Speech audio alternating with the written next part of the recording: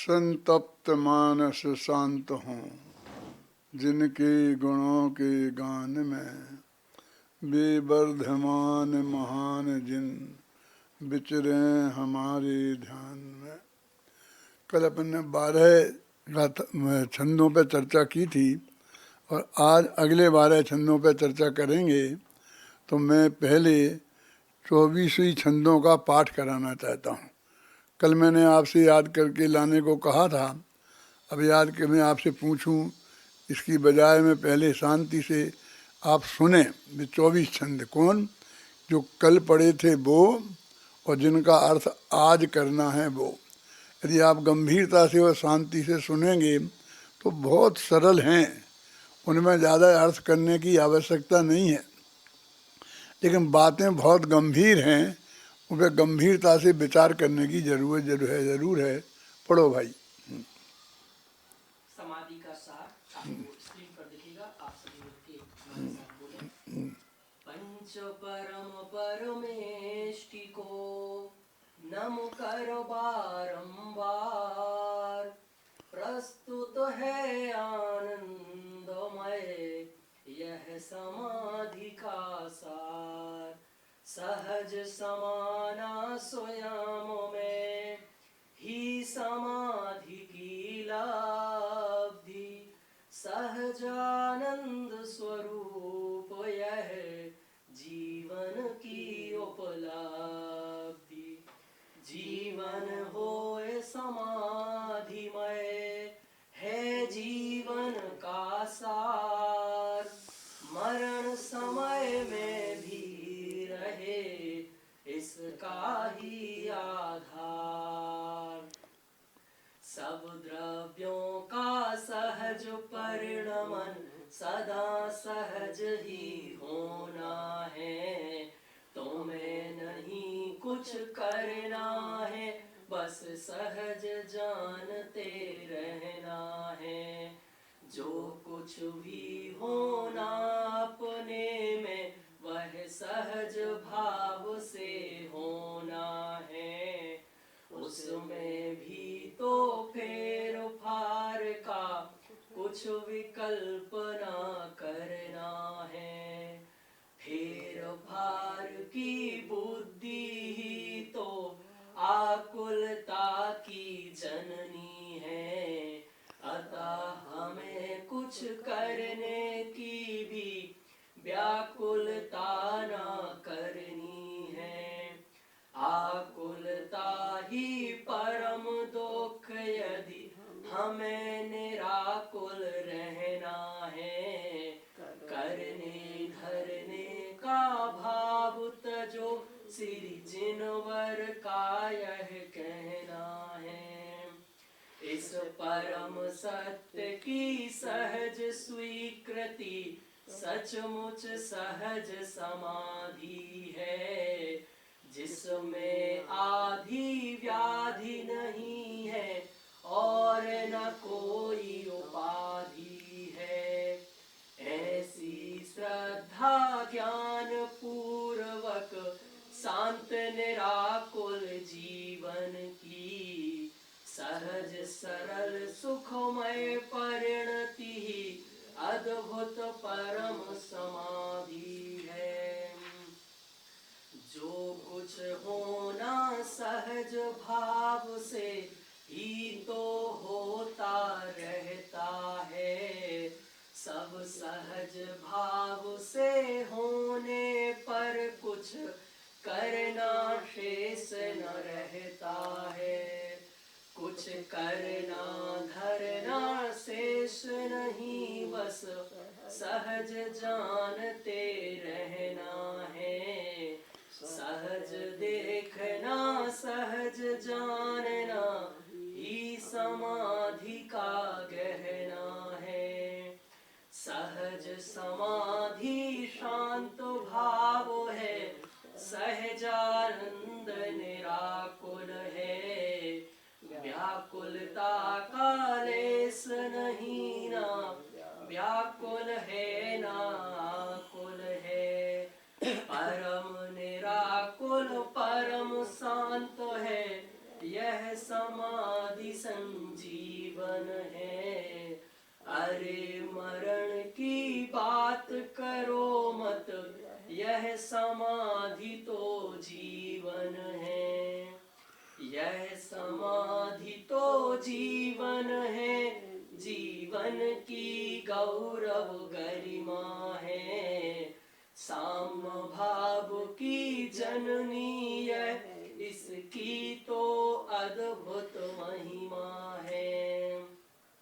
अरे समाधि मरण नहीं है, रे समाधि तो जीवन है। सहज समाधि मोह क्षोभ से रहित परिणमन ही तो है। मोह क्षोभ से रहित भाव ही समता है, संजीवन है।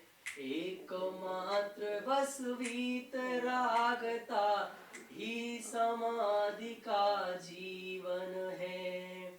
वीतरागता परम धर्म है, अरे अनंत सुखदाई है। वीतरागता परम समाधि अति आनंद प्रदायी है। निज आत्म में जमना रमना, जिसमें आधीन व्याधि है। सब कुछ सहज सहज ही जीवन, सचमुच सहज समाधि है। सारा जीवन हो समाधिमय, सहज भाव से समता हो। पर द्रव्यों पर भावों में न अपनापन न ममता हो। कर्तापन का बोझा न हो, चाह न भोक्तापन की हो। साम भाव हो, सहज भाव हो, समता भाव सहज ही हो। अरे देह का परिवर्तन हो, सहज भाव से एक पल में। उसे समाधि मरण कहते हैं, जीवन के अंतिम क्षण में। सभी द्रव्य है नित्य निरामय, अर स्वभाव से सदा अटल। जीव जीव जड़ जड़ रहते हैं, सभी स्वयं में सदा अचल। द्रव्य रूप से नहीं बदलते, पर पर्याय बदलती है। पर्याय तो एक समय भी बदले बिना न रहती हैं। पर द्रव्यों की पर्यायों में तुझे नहीं कुछ करना है। अरे अपनी पर्यायों में भी अदल बदल ना करना है। पर मैं अपनी पर्यायों में जो कुछ जैसा होना है, वह अनादि से नक्की है ना, उसमें कुछ भी करना है। अरे किसी के माथे पर कुछ भी करने का भार नहीं। समता भाव न जागेगा, जब तक होंगे निर्भार नहीं।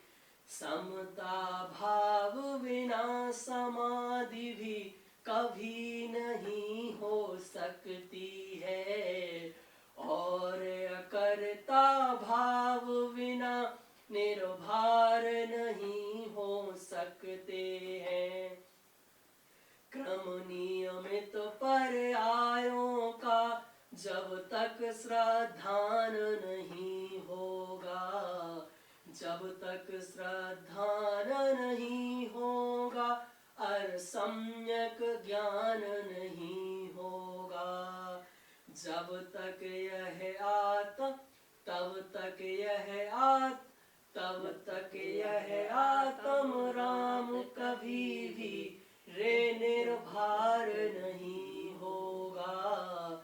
यदि निर्भर नहीं होगा तो भव से पार नहीं होगा।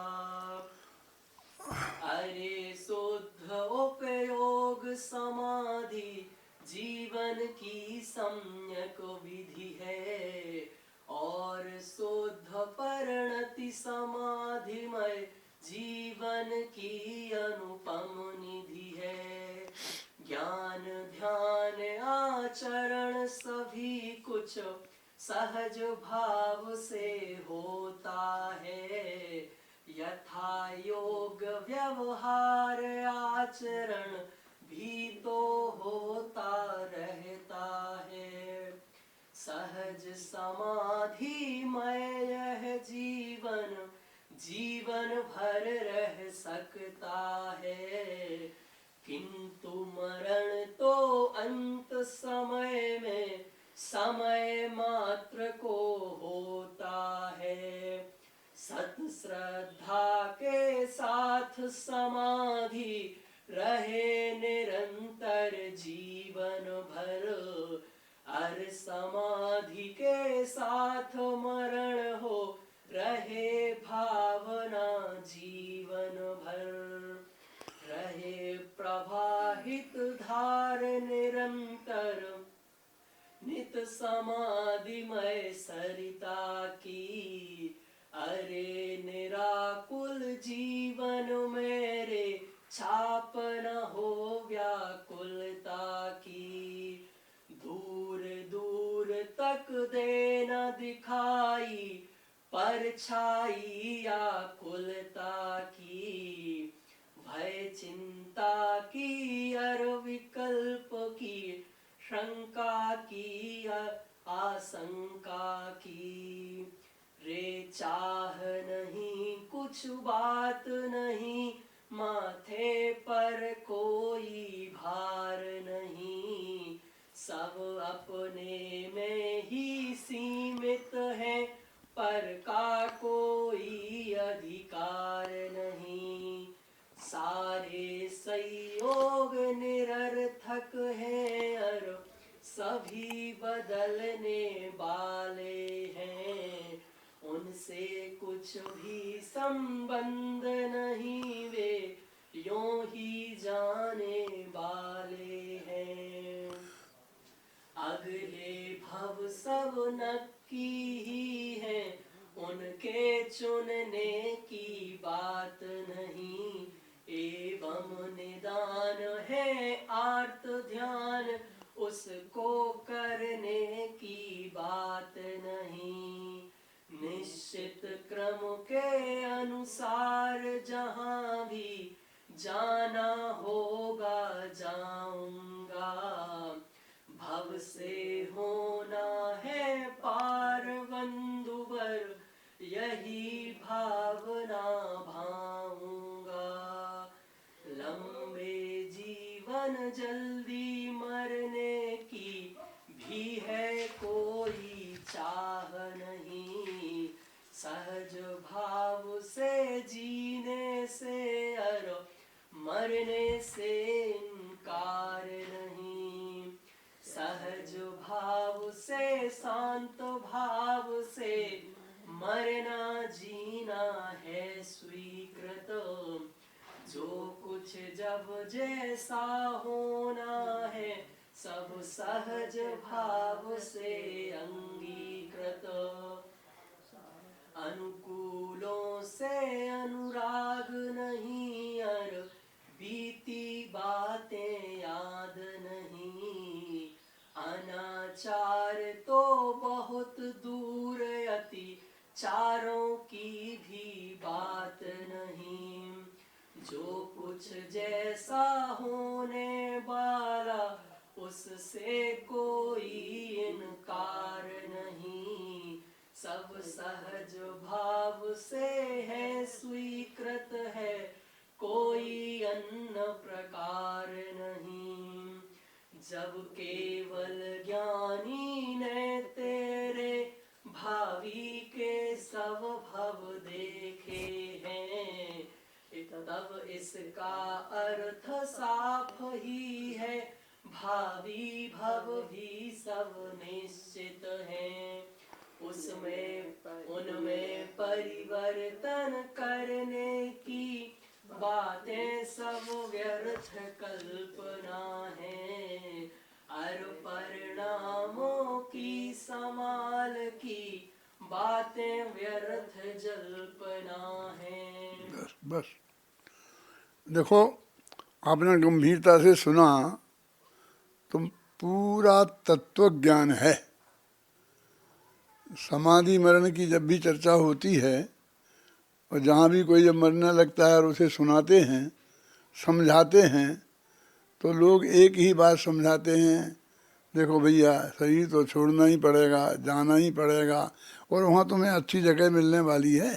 ये सड़ा गला शरीर छूट जाएगा और बिल्कुल स्वस्थ बढ़िया शरीर मिलेगा, और देवगति में जाओगे तो बिल्कुल निरोग शरीर मिलेगा। और यहाँ पे एक पत्नी को छोड़ के जाओगे, काली कलूटी को, तो वहाँ पर कम से कम 32 देवांगनाएँ तो मिलेंगी मिलेंगी। यानी उसे इन संयोगों का ही लोभ दिखाया जाता है। और ये मरना कोई घाटे का सौदा नहीं है, ये समझाया जाता है, लेकिन आज तक किसी की समझ में नहीं आया। समाधि क्या है, समाधि का स्वरूप क्या है, वस्तु का स्वरूप क्या है, उसकी कोई बात ही नहीं करता। और हमने ये 34 छंद लिखे हैं, उसमें उनकी कोई बात ही नहीं की। वो कोई बात करने ही लायक नहीं है। देखो, इसमें 4 बातें बताई कि इस जगत में तेरा कुछ भी नहीं है, तू किसी का भी स्वामी नहीं है, तू किसी का कर्ता नहीं है, और तू किसी का भोक्ता नहीं है, तेरे में कोई कुछ कर नहीं सकता है, उसमें कोई जगत में परिवर्तन संभव नहीं है। इस तरह समय सार की 144 गाथाएं, जीवाजीवाधिकार और कर्ता कर्म अधिकार की का सार इसमें जे आ गया है। ये समाधि पूरा उसके आधार पर ही है। ये कोई, और ये परम सत्य है, ये कोई समझाने के लिए नहीं समझा रहे हैं, ये तो वस्तु का स्वरूप है।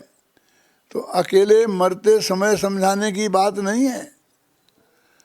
जब तक हमने नहीं समझी है और जब तक उसकी श्रद्धा हमको पक्की नहीं हुई है, और जब तक हम निरंतर उसमें हमारा उपयोग निरंतर नहीं लगता है, तब तक निरंतर ये विचार करने की और चिंतन करने की जरूरत है। और हमारे माथे पर करने का बहुत बोझा है ना, कि ये करना है वो करना है। तो समाधि में सब करने से इस्तीफा देने का काम है समाधि। तुझे कुछ नहीं करना है। हम तो एक काम छोड़ने की बात करते हैं और दूसरा काम बताते हैं। ज्ञान करना, ध्यान करना, इनको भी करने की भाषा में, और ये बहुत कठिन काम है, यही समझाते हैं। क्योंकि हमको लगता है कि हमें बताएंगे कि ये कोई बहुत कठिन काम नहीं है, बहुत सरल हैं, तो हमारे ज्ञान की भी महिमा आपको नहीं आएगी ना। आपको लगेगा हम नहीं समझ सकते हैं, और पंडित जी ने समझा हुआ है, इनने कितना महान काम किया है, हमें करना है। वो एक करने की धारा, कर्तृत्व की धारा हमारे अंदर निरंतर बहती है, और इसमें उस कर्तृत्व की धारा को निरंतर तोड़ा गया है। देखिए, 12 छंदों की चर्चा तो अपन ने कल की थी। अब आज मैं 13वें छंद से बात करता हूँ। देखो, सभी द्रव्य हैं नित्य निरामय, अर स्वभाव से सदा अटल, जीव जीव जड़ जड़ रहते हैं, सभी स्वयं से सदा अचल, द्रव्य रूप से नहीं बदलते, पर पर्याय बदलती है, परे आए तो एक समय भी बदले बिना न रहती हैं। पूरा तत्व ज्ञान है वीर सागर, पूरा तत्व ज्ञान। देखो सभी द्रव्य हैं, नित्य हैं और निरामय समझते हो। रोग, कोई रोग मोग नहीं, कोई बीमारी बीमारी नहीं है। शरीर, सभी द्रव्य हैं नित्य, निरामय और स्वभाव से सदा अटल हैं। माने उनका स्वभाव ही ये है कि अनादि से जैसे हैं अनंत काल तक वैसे ही रहेंगे। जीव जीव रहेंगे और जड़ पदार्थ जड़ ही रहेंगे। जीव कभी जड़ नहीं होंगे और जड़ पदार्थ कभी जीव नहीं होंगे। ये समय सार के सर्वशुद्ध ज्ञान अधिकार की 308 से लेकर 311 गाथा तक की जो टीका है उसकी शुरू की 3 पंक्तियां हैं। अजित, उनकी शुरू की 3 पंक्तियां हैं, वो हैं ये कि जीवो ही तावत कृमि नियमात्म परिणामयी रुतपद्यमानो जीवा एव नो अजीवा अजीवोपि तावत कृमि नियमात् परिणामयी रुतपद्यमानो अजीवा एव नो जीवा। बिल्कुल अक्षर सा अनुवाद है। सभी जीव जीव ही रहते हैं, कभी जड़ नहीं होते, और सभी जड़ पदार्थ जड़ ही रहते हैं, कभी जीव नहीं होते हैं।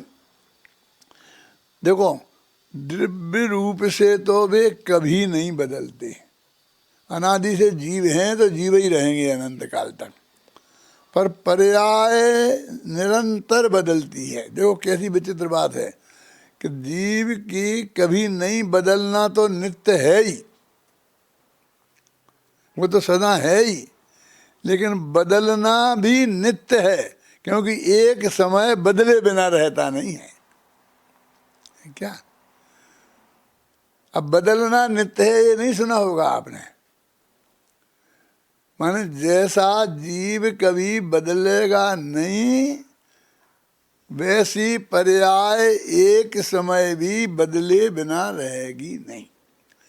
अब ये एक परम सत्य की हमारे को जानकारी हो गए, ये है ना पंक्ति 30 छंद की है, पर्याय तो एक समय भी बदले बिना न रहती हैं।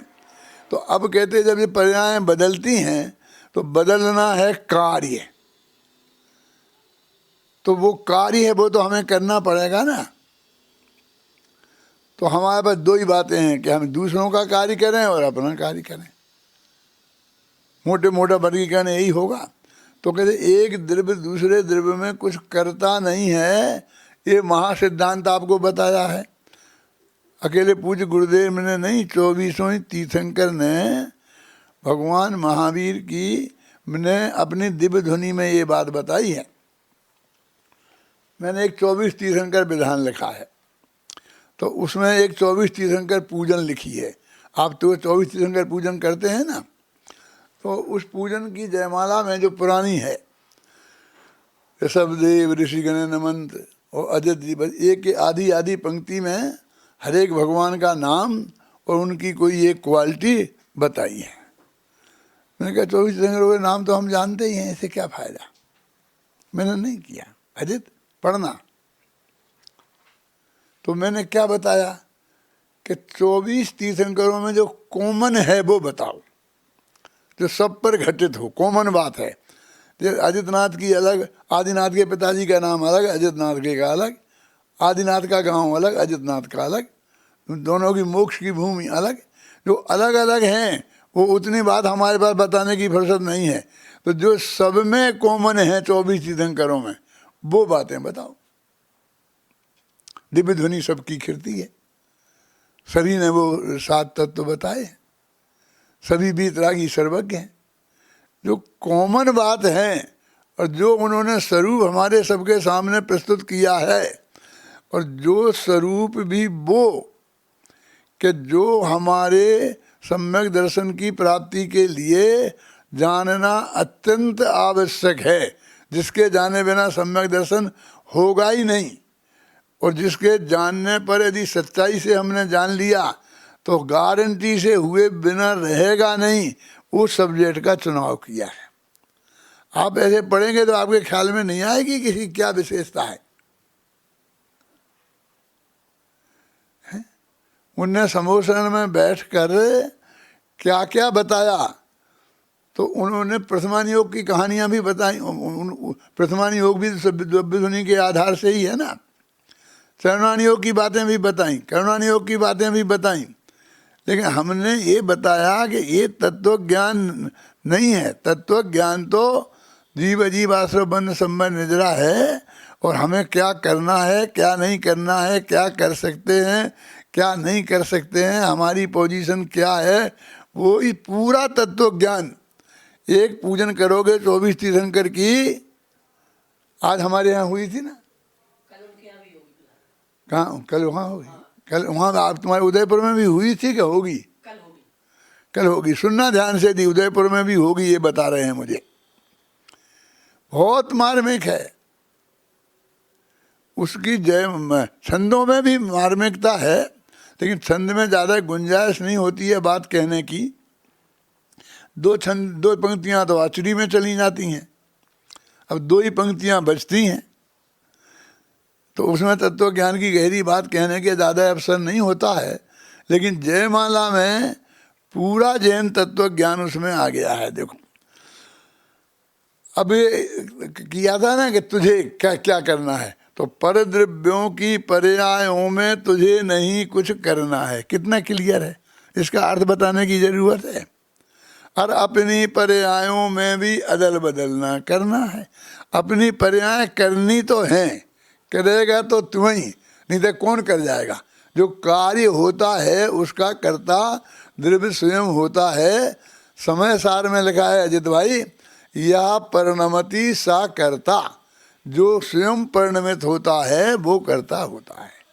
कहते तो मैं अपनी पर्याय तो मैं कर सकता हूँ, चलो इतना तो मिला मुझे काम, तो कहते कि नहीं, उसमें कोई अदल बदल नहीं कर सकता है। तो अदल बदल करने का मतलब क्या, कि मैं कोई बुरी पर्याय नहीं होने दूं, अच्छी होने दूं। तो कहते वो पर्यायें अनादिकाल से लेकर अनंत काल तक की किस समय कौन होगी वो सब नक्की हैं। और कलश टीका में तो लिखा है कि वो केवल ज्ञान में नोंद हैं। नोंद तो उसमें नोट है, लिखी हुई हैं, कोई लिखता नहीं लिखा है। और कल गुरुदेव श्री के प्रवचन में था, कल गुरुदेव श्री का जो प्रवचन आ रहा था वो कलश टीका का ये वाक्य कि वो केवल ज्ञान में नोंद हैं, और उसमें कोई बदला बदली ना आज तक किसी ने की है और ना कोई कर सकता है।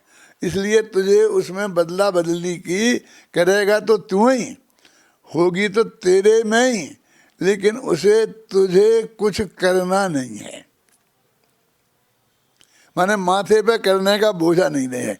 हमारी समस्या तू करे कि नहीं करे ये नहीं है, हमारी समस्या तेरे माथे पे जो करने का बोझा है उसे उतारने की है। पढ़ो भाई ये 13वां 14वां 15वां छंद।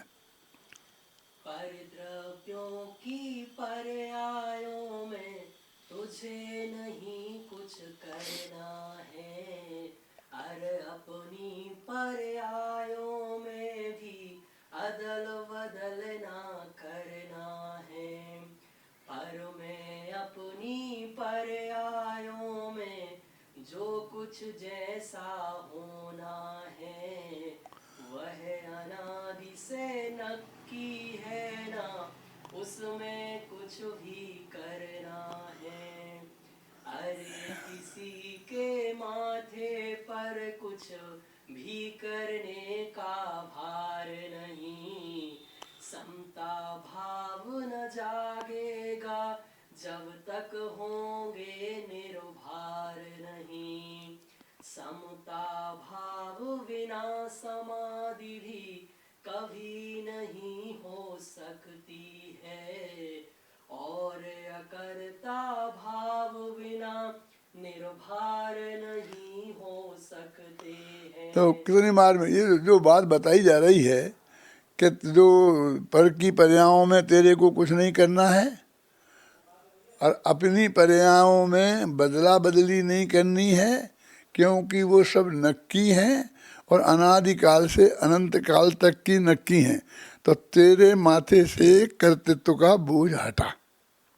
क्योंकि कर्तृत्व का बोझ नहीं हटेगा तब तक तू निर्भर नहीं होगा।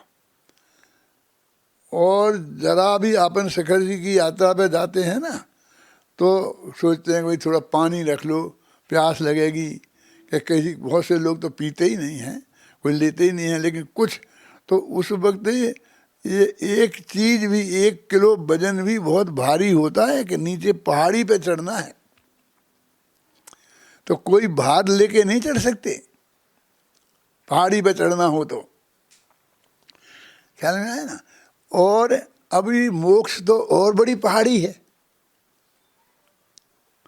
तो तुम कर्तृत्व का भार लेकर के ऊपर नहीं चढ़ सकता, मोक्ष में नहीं जा सकता, तू समाधि में नहीं जा सकता, तू सामायिक नहीं कर सकता, तेरे को शुद्धोपयोग नहीं हो सकता।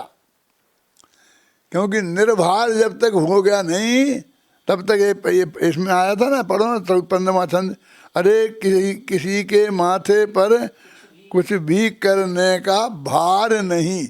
ये समझाना, ये तत्व ज्ञान तुम्हें समझा रहे, ये तुम्हारे सब अधिकार छीनने के लिए नहीं समझा रहे। क्या तुम्हें डर लगता है? अब हमारे हाथ में तो कुछ नहीं रहा, अब हमारे हाथ में तो कुछ नहीं रहा, हम भी वैसे ही हो गए, हम भी सब जैसे ही हो गए, इसे कुछ करने वाला चाहिए ना। तेरे माथे पर कुछ भार नहीं, और समता भाग न जागेगा जब तक होगे निर्भर नहीं। जब तक तुम निर्भर नहीं होगे तो समता भाव अंदर में जगेगा नहीं, समता भाव नहीं जगेगा तो समाधि नहीं होगी। यदि समाधि चाहिए तो समता भाव की बहुत जरूरत है। समता भाव बिना समाधि भी कभी नहीं हो सकती है। और अब तो कहते ठीक है हम भार नहीं रखेंगे कि और अकर्ता भाव बिना निर्भर नहीं हो सकता है, कि अकर्ता भाव नहीं आएगा तो निर्भर नहीं होगा, फिर करने का विकल्प निरंतर चला। यही बीमारी है कि हमको आत्मा का कल्याण करना है तो उसमें भी कुछ करने रूप ही चाहिए। अब सामायिक, समाधि, शुद्धोपयोग, ये तो एक पर्यायवाची है ना, निर्विकल्प भाव, आत्मानुभूति, अब ये भी इसे करने रूप चाहिए। और कहते भगवान क्या करते रहते होंगे बैठे बैठे, वे मुनिराज जंगल में बैठे बैठे क्या करते रहोगे कि मुनिराज, मैं एक मुनिराज के पास गया, सच्ची घटना है, नाम नहीं बताऊंगा, कोई ज़रूरत भी नहीं है। मैं महाराज आपके पास आना है, कुछ बात समझनी है। बोले बेटे आ जाओ, चाहे जब आ जाओ। मैं कह नहीं, जब आपको समय है तो आप फरमाओ। अरे हमें क्या काम है, काम वाले तो तुम लोग हो, हम तो खाली ही बैठे। मैंने कहा महाराज ऐसा नहीं है, हमने तो ये सुना है कि 6 घड़ी सुबह, 6 घड़ी दोपहर में और 6 घड़ी शाम को 18 घड़ी आप सामायिक करते हैं, और 1 घड़ी 24 मिनट की होती है, तो 7 घंटा और 12 मिनट तो आपके आत्म ध्यान में ही जाते हैं, आप खाली कहाँ हो। फिर बाकी का समय तो आप स्वाध्याय करते होंगे, अब आहार आदि के में जाना है, ये सब बात है, इसलिए आप तो मुझे समय बता। अरे वो उनको कुछ काम है, यानी वो सामायिक का जो काम है तो सामायिक के टाइम पे और कुछ नहीं कर सकते, ये तो नक्की है। लेकिन वो आत्मा का ध्यान तो करना पड़ेगा कि नहीं करना है, वो तो होता है। तेरा जो आत्मा में आत्मा अपनापन आया है तो तेरा वो ध्यान सहज होगा। इसमें लिखा ना कि समता भाव के बिना समाधि नहीं हो सकती और अकर्ता भाव के बिना निर्भर नहीं हो सकते हैं। तो निर्भर कैसे होंगे? अगला छंद पढ़ो, उसमें बताया है उपाय 16वें छंद में। क्रम नियमित पर्यायों का जब तक श्रद्धान नहीं होगा, जब तक श्रद्धान नहीं होगा और सम्यक ज्ञान नहीं होगा, तब तक यह आत्म राम कभी भी रे निर्भर नहीं होगा। यदि से पार नहीं एकदम क्लियर बात है। कृमि निमित्त पर्यायों का जब तक सिद्धांत नहीं होगा, सब कुछ एक एक पर्याय हमारी तुम्हारी सबकी नक्की है और उसमें कोई फेर फार संभव नहीं है। ये इस बात का भरोसा जब तक नहीं होगा तब तक हमारा उपयोग अंदर में जा ही नहीं सकता। ये नियम है, सामायिक नहीं हो सकती। अब ये सारी समाज कृमि निमित्त पर्याय को माने बिना ही मोक्ष जाना चाहती है, धर्म करना चाहती है। वो सारा धर्म उसके बिना ही चल रहा है, क्योंकि उसके माथे पे कर्तृत्व का बोझा तो निरंतर लगा ही रहता है। देखो, तुझको निर्भर, तुझको निश्चिंत कौन कर सकता है? जब मैं किसी से ये बात कहता हूँ तो कहते भाई डॉक्टर साहब आपका तो सब निबट गया, अब मेरा भी जरा निबट जाए, बच्चे काम संभाल कर लें सब, तो मैं थोड़ा निश्चिंत हो जाऊँ तो फिर मैं आप ही के साथ हो जाऊँगा। नहीं, मैंने कहा मेरे साथ होने की ज़रूरत नहीं है। लेकिन आज तक किसी के बेटे ने उसे निश्चिंत नहीं किया है। क्यों नहीं किया है? क्योंकि उसे निश्चिंत होना नहीं है। वो तो रोजाना कहता है कि पापा तुम काहे को आते हो दुकान पे, बेकार समय खराब करते हो, दुकान में जगह भी नहीं है, जरा सी तो जगह है, एक कुर्सी तुम घेर लेते हो, ग्राहक को बैठने की जगह नहीं रहती है और माथा खराब करते हो। आप घर पे बैठ के स्वाध्याय करो ना। रोजाना समझाता है वो तो, लेकिन तुम्हें चैन नहीं पड़ती है, तुम निश्चिंत होना नहीं चाहते हो। 60 वर्ष का बेटा हो जाए और 80-82 वर्ष का बाप हो जाए तो भी वो चिंता करता है उसकी, और जबकि जितना उसने कमाया था सारी जिंदगी में उतना वो 1 वर्ष में कमाता है, ये भी देखता है, तो भी वो ये समझता है कि ये कुछ नहीं समझता, उसको मूर्ख ही समझता है, वो टोका टोकी किए बिना रहता नहीं है और वो मना करता है तो मानता नहीं है। जब वो इंदिरा गांधी ने बांग्लादेश के किए थे, लड़ाई लड़ी थी ना 71 में, और पाकिस्तान के 2 टुकड़े करके बांग्लादेश बन गया था, तो उस वक्त एक कविता लिखी थी। किसने? बच्चन ने। तुम्हारे बच्चन ने नहीं, हमारे बच्चन ने। तुम्हारे बच्चन में और हमारे बच्चन में क्या फ़र्क है जानते हो? तुम्हारे बच्चन होंगे अमिताभ बच्चन, अभिषेक बच्चन, और हमारे बच्चन थे हरिवंश राय बच्चन, उनके भी बाप। उनने कविता क्या लिखी थी? अंगूर की बेटी ने कर दिया कमाल, अच्छा हुआ अंगूर के बेटा ना हुआ। आया अर्थ समझ में? इसका अर्थ भी मुझको ही समझाना पड़ेगा। अंगूर की बेटी, अंगूर की शराब बनती है ना, अंगूरी बोलते हैं उसे, शराब अंगूर की बेटी है, तो उसने सारी दुनिया को पागल कर दिया, सारी दुनिया पीती है, बेहोश हो जाती है। अंगूर की बेटी ने कर दिया कमाल, यदि अंगूर के बेटा होता तो क्या होता? अच्छा हुआ अंगूर के बेटा ना हुआ। दूसरा अर्थ भी है इसका। अंगूर माने जवाहरलाल नेहरू और बेटी माने इंदिरा गांधी। तो अंगूर की बेटी ने कर दिया कमाल माने पाकिस्तान के 2 टुकड़े कर दिए, बांग्लादेश बना दिया। यदि बेटी ने तो ऐसा कमाल किया है, यदि बेटा होता तो क्या करता जवाहरलाल नेहरू के? तो ये तुमको बेटा निश्चिंत नहीं करेगा, बेटियां तो निश्चिंत कर देती हैं। इसलिए तो हमारे अजय भाई ने बेटियों का काम संभाला है ना। कल बता रहे थे सबको कि 2-2 घरों को संभाल लेगी, 2-2 घरों को सुधार लेगी। अरे कम से कम 20-25 वर्ष की उम्र में पढ़ लिख कर अपना घर चली जाएगी तो माँ बाप को निश्चिंत कर देगी। बेटा तो 60-70 वर्ष तक पीलेगा, जब तक जिंदा रहोगे तब तक उसका विकल्प तुम्हें बना ही रहेगा।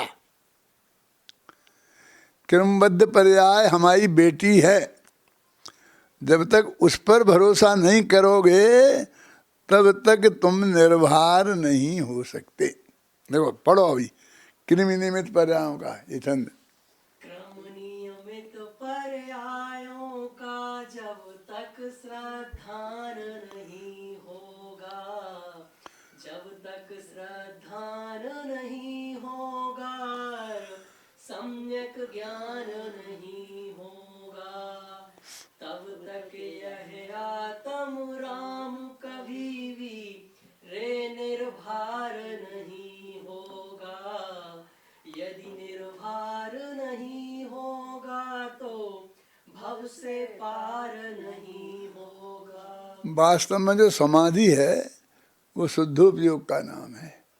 तो शुद्धोपयोग में जाना है तो बाहर से निर्भर हुए बिना, तेरे माथे पर काम का कोई बोझा रहेगा तब तक तू नहीं जा सकता। मुझे ऐसा भ्रम हो गया कि छत गिर जाएगी, तो मैंने फटाफट ऐसा हाथ लगा लिया। अब मेरे को ये भ्रम हो गया कि मैं इस छत को गिरने से रोके हूँ। तो आपने बुलाया मुझे कि साहब इधर आओ, कि नहीं मैं नहीं आ सकता। क्यों? कि मैं इस छत के नीचे से हाथ हटाऊंगा तो ये छत गिर जाएगी, जबकि छत बिल्कुल हाथ के भरोसे नहीं है हमने।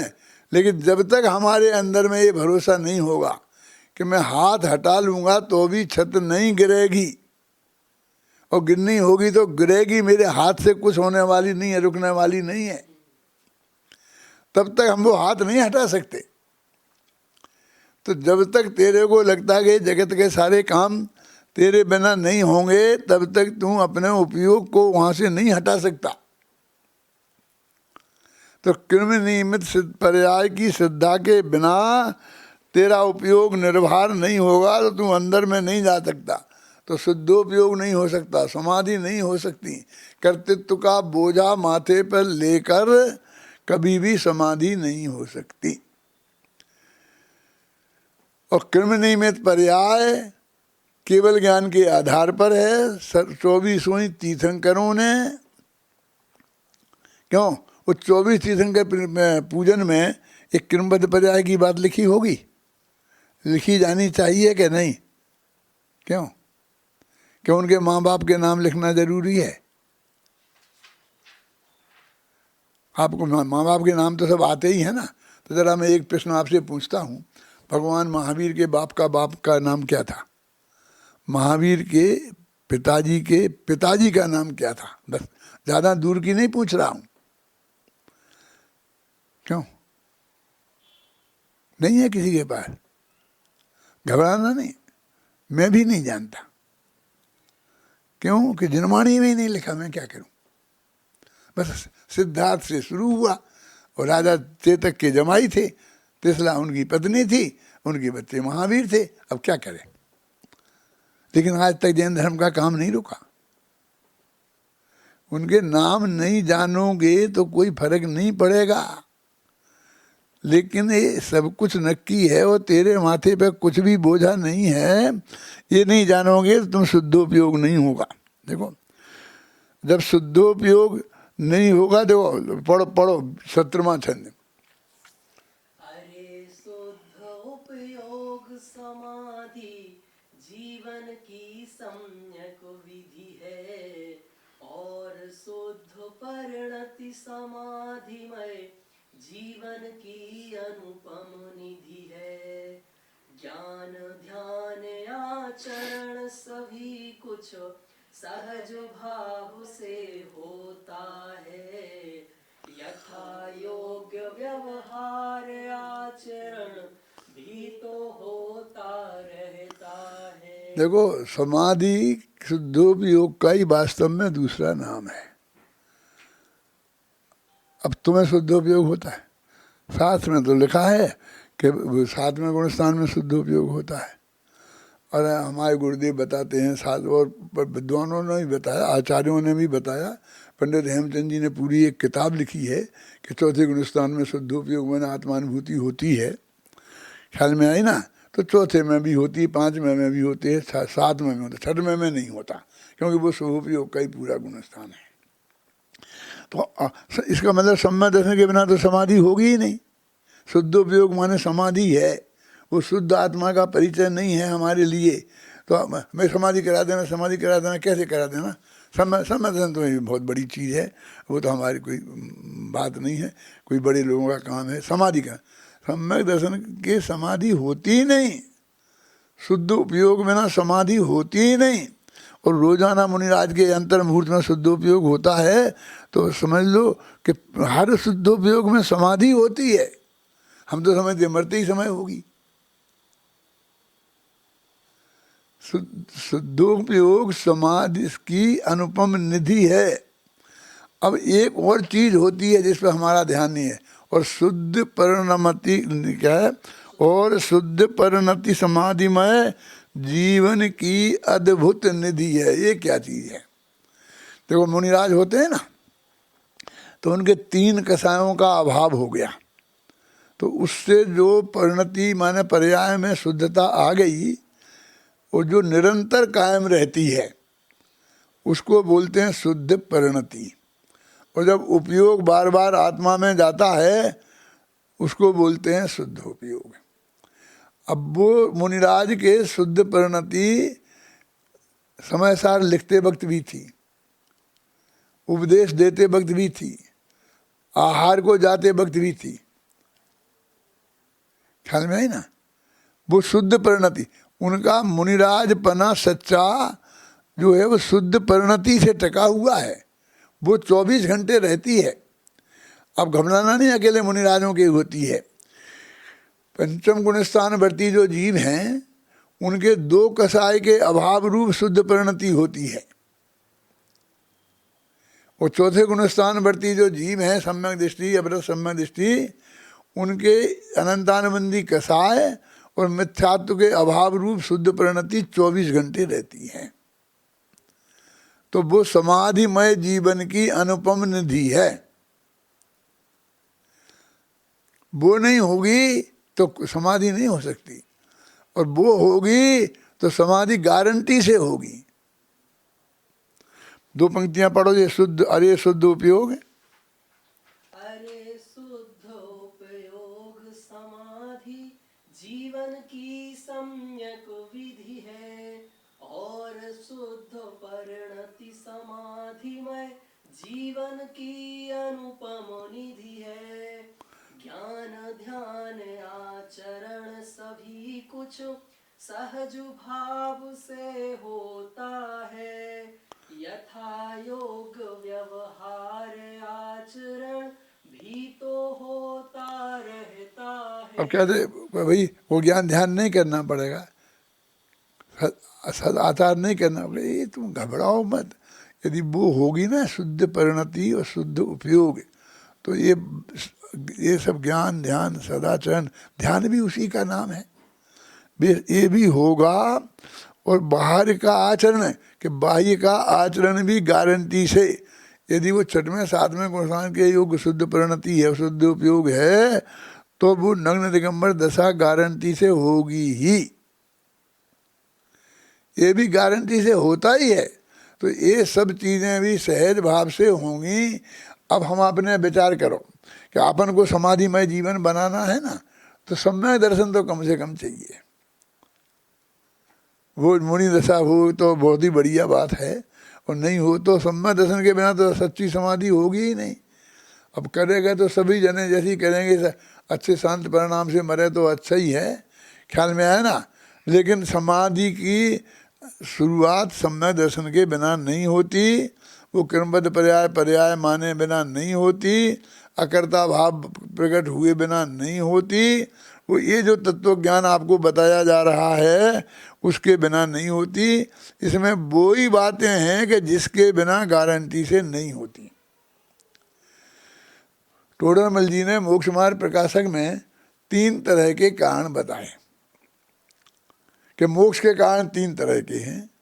कि एक तो वे कि जिनके बिना कार्य नहीं होता, मोक्ष नहीं होगा जिसके बिना, लेकिन जिसके होने पर होए और नहीं भी होए। ये कौन सा कारण है? कि नग्न दिगंबर दशा। नग्न दिगंबर दशा नहीं होगी तो मोक्ष गारंटी से नहीं होगा, और होगी तो होगा इसकी कोई गारंटी नहीं, एक तरफी गारंटी है। और दूसरे ऐसे कारण कि जिनके होने पर हो भी जाए और नहीं होने पर भी हो जाए, तो वे कौन है? व्रत उपवास। अरे देखो, आदिनाथ ने को 6 महीना का उपवास किया। अब आदिनाथ के उपवास को तो हम नकली नहीं कह सकते ना, तो भी केवल ज्ञान नहीं हुआ। और भरत चक्रवर्ती ने एक भी नहीं किया और अंतर्मुहूर्त में केवल ज्ञान हो गया। अब ये ऐसे कारण है कि जिनकी नहीं होने पर भी हो जाए और होने पर भी नहीं हो, लेकिन जब होता है तो उसके पहले होते ही हैं, तो उनको भी कह दिया। अब तीसरे कौन है? टोडरमल जी ने लिखे हैं मोक्ष मार्ग प्रकाशक में कि सम्मा दर्शन ज्ञान चारित्र, माने ये समाधि, ये ऐसी चीज है कि इसके बिना गारंटी से नहीं होगा और इसके होने पर गारंटी से होगा। तो असली कारण तो वही है।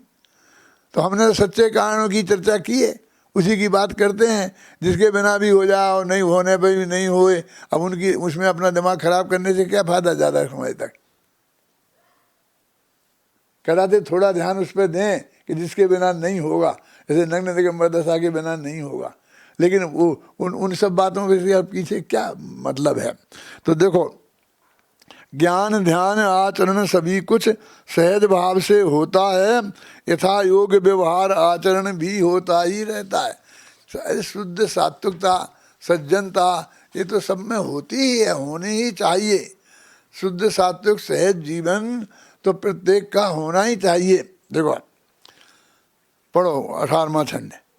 सहज समाधिमय यह जीवन जीवन भर रह सकता है, किंतु मरण तो अंत समय में समय मात्र को होता है। सत श्रद्धा के साथ समाधि रहे निरंतर जीवन भर, हर समाधि के साथ मरण हो रहे भावना जीवन भर।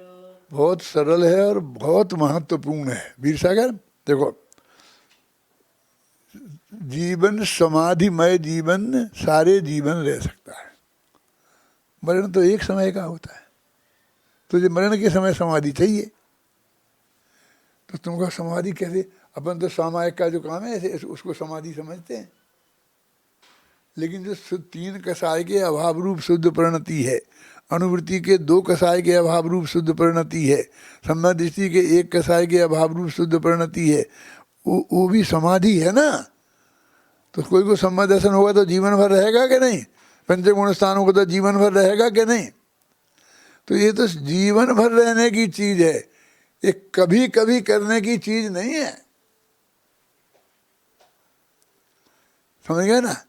तो सहज समाधि में यह जीवन जीवन भर रह सकता है, किंतु मरण तो अंत समय में एक समय को बस दे छूटी हो मरण कहलाता है। वो तो वैसे ही बेहोश हो जाओगे, तो क्या कर लोगे उस वक्त तुम? हैं? सत्य श्रद्धा के साथ समाधि रहे निरंतर जीवन भर। सम्यक सत्श्रद्धा मैंने सम्यक दर्शन हो तो समाधि जीवन भर रहेगी। मैंने प्रवचनों में कई दफ़े ये कहता हूँ, आजकल तुमने सुना होगा कि लोग मुझे आपकी समाधि में तो समाधि में ही हूँ कहता हूँ ना, तो लोग हंसते हैं, क्योंकि वो समाधि का अर्थ ही नहीं समझते हैं कि मैं समाधि भर जीवन में भर रह सकता हूँ। मैंने बहुत सोच समझ के लिखा है, और मैं ऐसा कोई पागलपन में नहीं बोलता हूँ कि मेरा दिमाग खराब हो गया है। मैं तो समाधिमय जीवन हूँ, मुझे कोई लेना ही देना नहीं है किसी से। मैं जो करना हो करो, नहीं करना हो नहीं करो। तुम्हारे लिए नहीं, घर के बच्चों को, पत्नी को, किसी को भी कुछ मुझे लेना देना नहीं है। कभी कोई विकल्प आया थोड़ा कह दिया, नहीं झगड़ा खत्म। सत्य श्रद्धा के साथ समाधि रहे निरंतर जीवन भर। अब देखो चौथी पंक्ति बहुत मार्मिक है। अभी मेरे पास समय होता हो, तुम मेरे सामने होते, तो इसका अर्थ मैं तुमसे पूछता। अब मुझको ही बताना पड़ेगा। अरे समाधि के साथ मरण हो रहे भावना जीवन भर, क्या अर्थ है इसका? वो समाधि मरण कैसे होगा? वो तो एक समय की होती है, लेकिन भाई साहब सारे जीवन भर ये भावना तो रह सकती है कि मेरा मरण समाधि के साथ ही हो। मैंने सम्मत दर्शन अवस्था में समाधि में हूँ और उसके साथ मरण। तो उसमें क्या करना फिर कि सावधान, काय की सावधानी? जब समाधि में रहूँगा निरंतर तो जब प्राण निकल जाएंगे उसी को समाधि मरण कह देंगे। मुझे कोई ये छंद आए हैं आगे बहुत बढ़िया कि मुझे मरने की जल्दी नहीं है और बहुत काल तक जीने की इच्छा नहीं है। यदि मरण आ जाए तो मरने को तैयार हूँ और जीता रहूं तो जीने के लिए तैयार हूँ। पढ़ बेटा भी छंद है। लंबे जीवन, छंद का नाम बोल, छंद का नंबर बोल पहले। छंद का नंबर 22 नंबर छंद है इसमें ही आगे। लंबे जीवन जल्दी मरने की भी है कोई चाह नहीं, सहज भाव से जीने से अरो मरने से इनकार नहीं, सहज भाव से शांत भाव से मरना जीना है स्वीकृत, जो कुछ जब जैसा होना है सब सहज भाव से अंगीकृत। आप समझे ना? बस अब वो अपने आप बह आया है, लाखों वर्षों तक जीवूं चाहे मृत्यु आज ही। क्या है आप समझे ना? मुझे कोई विकल्प नहीं है। मरना हो तो मरने को तैयार, जीना हो तो जीने के लिए तैयार।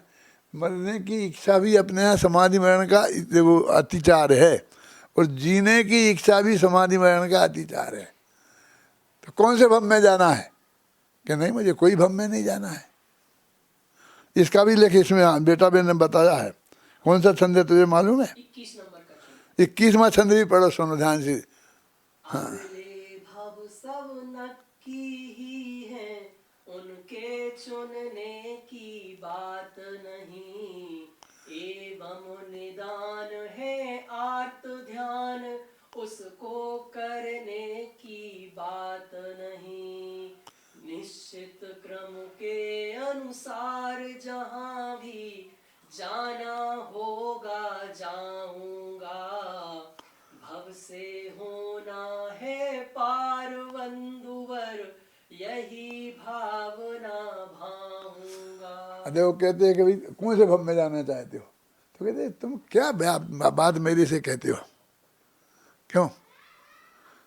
तुमने शादी में जो तुम्हारे घर बहू बेटियां आई हैं उनको देने के लिए साड़ियाँ का ढेर तुम ले आए हो और गहना भी बनवा लिए हैं जो देना है।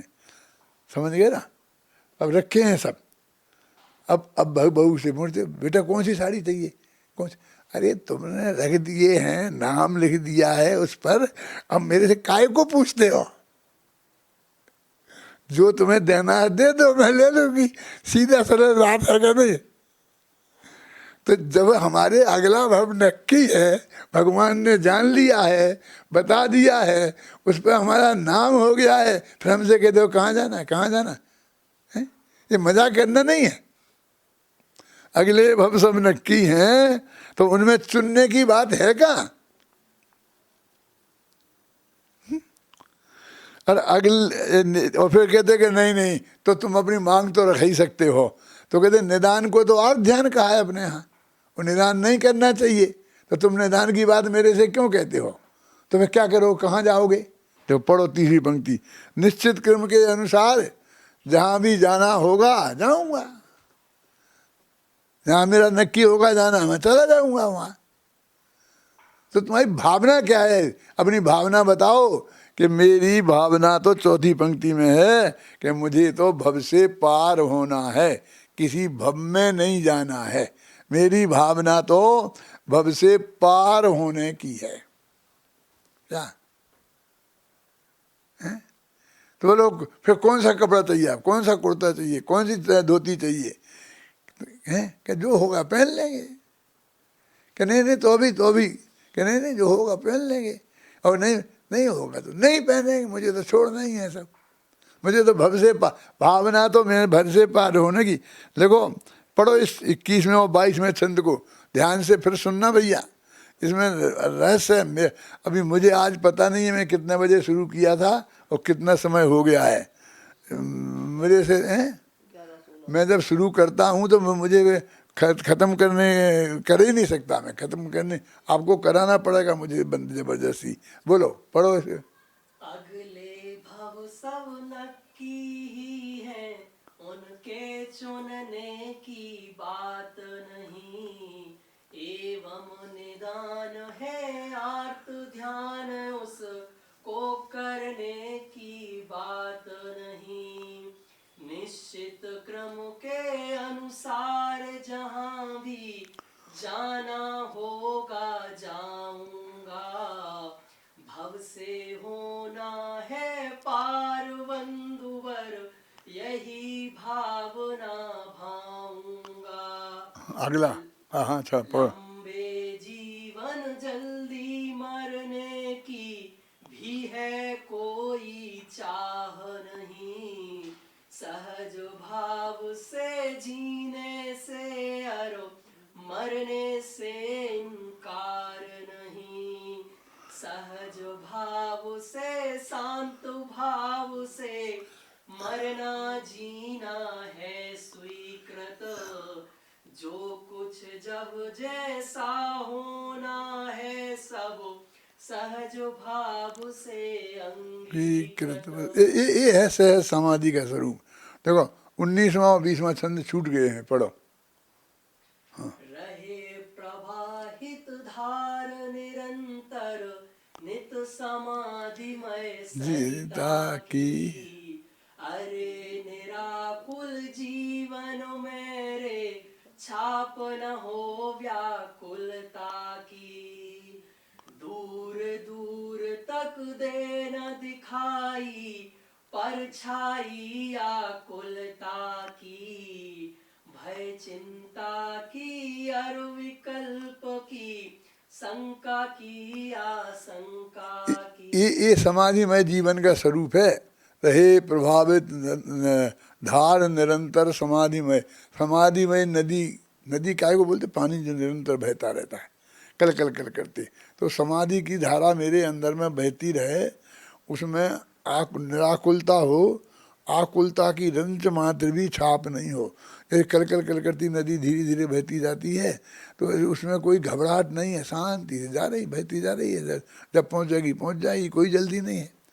दूर दूर तक दे न दिखाई, परछाई आकुलता की।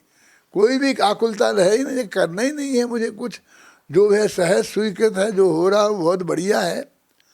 तो आकुलता की परछाई दिखाई ना दे, भय की परछाई दिखाई ना दे, चिंता की परछाई ना दे, विकल्प ना उठे, ना कोई शंका खड़ी हो, ना कोई आशंका खड़ी हो। फिर पढ़ बेटा इसको। हाँ, रहे प्रवाहित धार निरंतर, नित समाधिमय सरिता की। अरे निराकुल जीवन मेरे, छाप न हो व्याकुलता की। दूर दूर तक दे न दिखाई, परछाई आकुलता की। भय चिंता की अर विकल्प की, शंका की आशंका की। अगला अगला, हाँ। रे चाह नहीं कुछ बात नहीं, माँ थे पर कोई भार नहीं। सब अपने में ही सीमित है, पर का कोई अधिकार नहीं। सारे सहयोग निरर्थक हैं और सभी बदलने वाले हैं। उनसे कुछ भी संबंध नहीं, वे यूं ही जाने वाले हैं। तो संयोग आए हैं, सहज भाव से आए हैं, सहज भाव से चले जाएंगे। तेरे बुलाने से आते नहीं हैं, तेरे भेजने से भेजते नहीं हैं। संसार का ये क्रम बना हुआ है, अपने अपने क्रम से सब आए हैं। अपन लोग भी यहाँ किसने इकट्ठे किए हैं, सहज भाव से आ गए अपने हिसाब से, और सहज भाव से जब जाना हो चले जाएंगे। अभी हैं, कल चले जाएंगे। कौन कौन चला जाएगा, आज अपने इतने लोग यहाँ बैठे हैं, कल कौन होगा और कौन नहीं होगा, कौन किसको फुर्सत है, किसको गिनने की ज़रूरत है। वो क्या ज़रूरत है गिनने की, क्या, ये बिल्कुल सहज हो जाना, सहज भाव से सारे चीज़ें स्वीकृत कर लेना, वो ही सच्ची समाधि है। ऐसी समाधि का भाव सभी के अंदर प्रकट हो, इस मंगल भावना के साथ मैं अभी की बात समाप्त करता हूँ और कल बाकी बात मैं पूरी कर दूंगा।